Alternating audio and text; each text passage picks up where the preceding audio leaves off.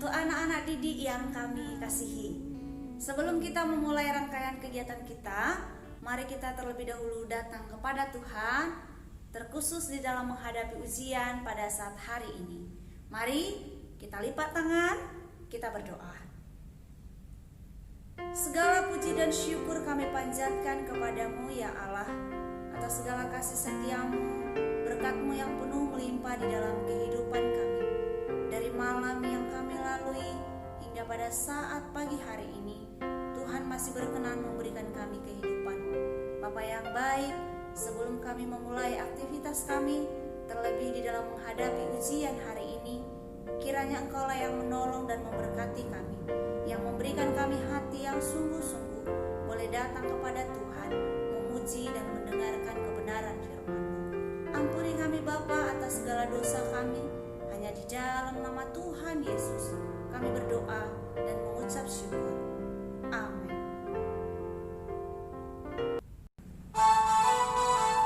Mari anak-anak ibu yang kekasih, sebelum kita memulai ujian hari ini, kita semangat untuk memuji Tuhan. Kita angkat lagu pujian, Kasih Yesus Indah, Oh Indah. Kasih Yesus indah, indah, oh indah. Kasih Yesus indah, indah, oh indah. Kasih Yesus indah, indah, oh indah. Kasih Yesus indah, indah, oh indah. Lebih indah dari pelangi, lebih indah dari bintang di langit, lebih indah dari bunga di padang, oh Yesusku. Lebih indah dari pelangi, lebih indah dari bintang di langit, lebih indah dari bunga di padang, oh Yesusku. Kasih Yesus indah, indah, oh indah. Kasih Yesus indah, indah, oh indah. Lebih indah dari pelangi, lebih indah dari bintang di langit, lebih indah dari bunga di padang, oh Yesusku. Pelangi begitu indah, bintang di langit juga begitu indah, bunga di padang juga begitu indah. Tetapi yang lebih indah adalah kasih Yesus. Kasih Yesus kepada kita umat manusia. Untuk itu mari kita bersyukur kepada Tuhan atas kasih-Nya yang begitu indah bagi kita. Kita angkat pujian ini sekali lagi. Mari lebih semangat lagi. Kasih Yesus indah, indah, oh indah. Kasih Yesus indah, indah, oh indah.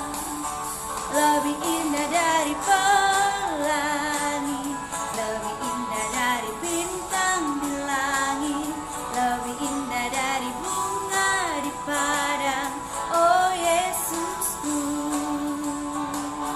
Lebih indah dari pelangi, lebih indah dari bintang di langit, lebih indah dari bunga di padang, oh Yesusku.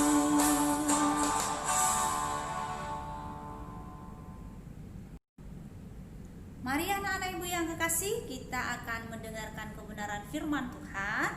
Mari kita buka Alkitab kita yang tertulis di dalam Hosea pasal 6 ayat 7 sampai ayat yang ke-11 dan ditambah Hosea 7 ayat 1 dan 2. Ibu akan membaca dari sini dan anak-anak ibu boleh ikuti dari rumah. Demikian firman Tuhan. Tetapi mereka itu telah melangkahi perjanjian di Adam. Di sana mereka telah berkhianat terhadap aku. Gilead adalah kota para penjahat, penuh dengan jejak darah. Seperti gerombolan menghadang, demikianlah persekutuan para imam. Mereka membunuh di jalan ke Sikem. Sungguh mereka melakukan perbuatan mesum. Di antara kaum Israel telah kulihat hal-hal yang mengerikan. Di sana ada Efraim bersundal dan Israel telah menajiskan diri. Juga bagimu, hai Yehuda, telah ditentukan penuaian apabila aku memulihkan keadaan umatku.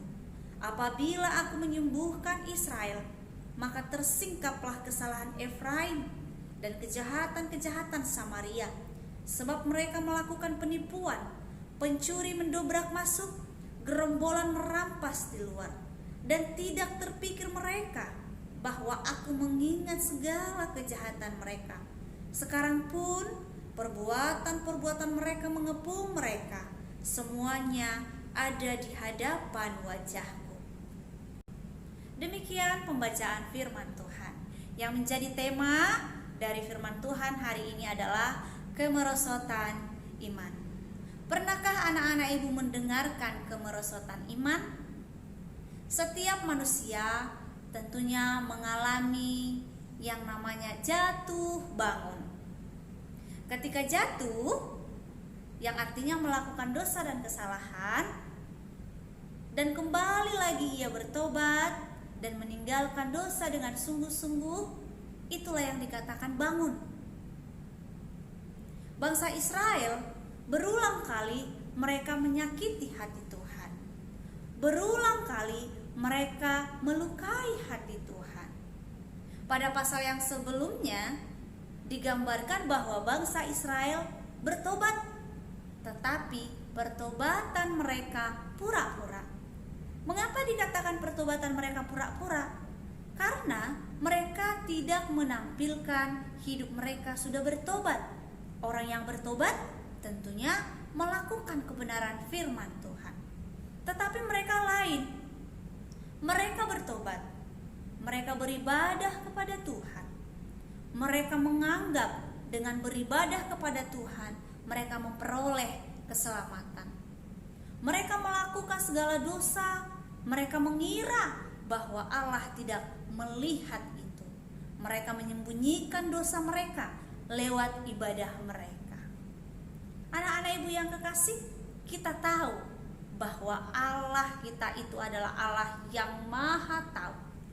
Mata Tuhan ada di segala tempat, bisa melihat orang jahat dan orang baik. Mata Tuhan bisa melihat hingga kedalaman hati manusia. Bangsa Israel, mereka tidak menunjukkan bahwa diri mereka adalah orang yang sudah bertobat, karena mereka melakukan hal-hal yang tidak benar, seperti di Adam, di Gilead, dan di jalan ke Sikem, yang artinya begitu luasnya mereka melakukan dosa dan kesalahan, yang artinya di berbagai tempat dosa-dosa mereka hampir dipenuhi. Oleh karena itu anak-anak ibu yang kekasih, apa yang mau diajarkan kepada kita? Bangsa Israel tidak benar-benar mengenal siapa Allah mereka, karena mereka tidak sungguh-sungguh melakukan firman Tuhan. Dan kepada kita, apakah kita benar-benar mengenal siapakah Allah kita yang sesungguhnya? Allah kita, Allah yang menebus kita. Allah kita, Allah yang setia. Walaupun umatnya tidak setia, tetapi Allah tetap setia, menantikan orang-orang berdosa untuk bertobat. Dan Allah tahu isi hati manusia, apakah sungguh-sungguh bertobat di hadapan Tuhan. Dan semua itu jelas di hadapan Tuhan.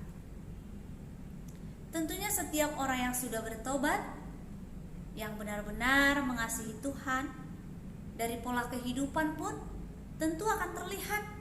Bukan seperti bangsa Israel, mereka bertobat, mereka beribadah, tetapi mereka membunuh, tetapi mereka berkhianat kepada Tuhan. Apakah kehidupan kita seperti itu? Ketika kita sudah bertobat kepada Tuhan, apakah kita berulang kali melakukan dosa yang sudah kita akui di hadapan Tuhan? Mari firman Tuhan menuntut kita hari ini untuk menyelidiki kehidupan kita. Apakah kita benar-benar sudah kembali ke jalan yang Tuhan sediakan? Kita ada di jalan yang benar. Hari ini anak-anak ibu akan kembali menghadapi ujian. Apakah anak-anak ibu jujur mengerjakan ujian? Bapak ibu guru sudah menyarankan, bahkan telah mengatakan untuk mengerjakan ujian dengan kejujuran, dengan ketelitian, dan sebagai integritas anak-anak yang sudah mendengar firman Tuhan.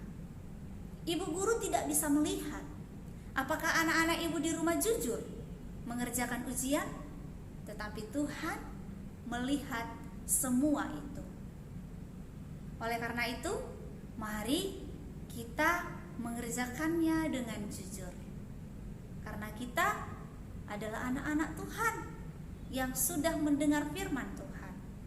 Kita sudah mendengar firman Tuhan tetapi tidak melakukannya. Itulah yang dikatakan juga kemerosotan iman. Ibu yakin anak-anak ibu yang ada di rumah akan melakukan firman Tuhan. Anak-anak ibu yang sudah menerima Tuhan di dalam hidupnya, bertobat dengan sungguh-sungguh, akan melakukan apa yang bisa menyenangkan hati Tuhan. Ketika sudah belajar di rumah, mempersiapkan diri untuk menghadapi ujian, kita harus percaya diri, kita harus yakin Tuhan menolong kita untuk menghadapi ujian. Oleh karena itu anak-anak ibu yang kekasih, mari kita renungkan kebenaran firman Tuhan. Mari kita bangkit. Jangan iman kita yang merosot, tetapi kita bangkit dari segala dosa yang kita lakukan, baik yang terlihat dan yang tersembunyi. Karena apa? Karena Tuhan akan menyediakan hukuman bagi orang yang tidak mau sungguh-sungguh datang kepada Tuhan. Amin untuk firman Tuhan. Mari kita berdoa. Kembali kami mengucap syukur kepadamu ya Allah untuk segala kasih setiamu bagi kehidupan kami. Terkhusus lewat kebenaran firman-Mu yang telah mengingatkan kami kembali bagaimana kami supaya sungguh-sungguh menjadi anak-anak Tuhan. Kami sebagai manusia sering sekali kami Tuhan jatuh di dalam dosa. Kami memohon pertolongan yang daripada-Mu agar kami sungguh-sungguh bisa meninggalkan segala dosa dan kesalahan kami. Kami sungguh-sungguh bertobat di hadapan Tuhan. Sungguh tanpa Engkau kami tidak akan mampu. Oleh karena itu Bapa, biarlah Roh Kudus yang daripada-Mu yang menolong kami, yang memampukan kami untuk melakukan kebenaran firman-Mu, menjadi anak-anak Tuhan yang hidup di dalam kebenaran. Biarlah juga Tuhan anak-anak didik kami yang akan melanjutkan ujian, kiranya Engkau yang memberkati dan yang menolong setiap kehidupan mereka. Ampuni kami Bapa atas segala dosa kami, hanya di dalam nama Tuhan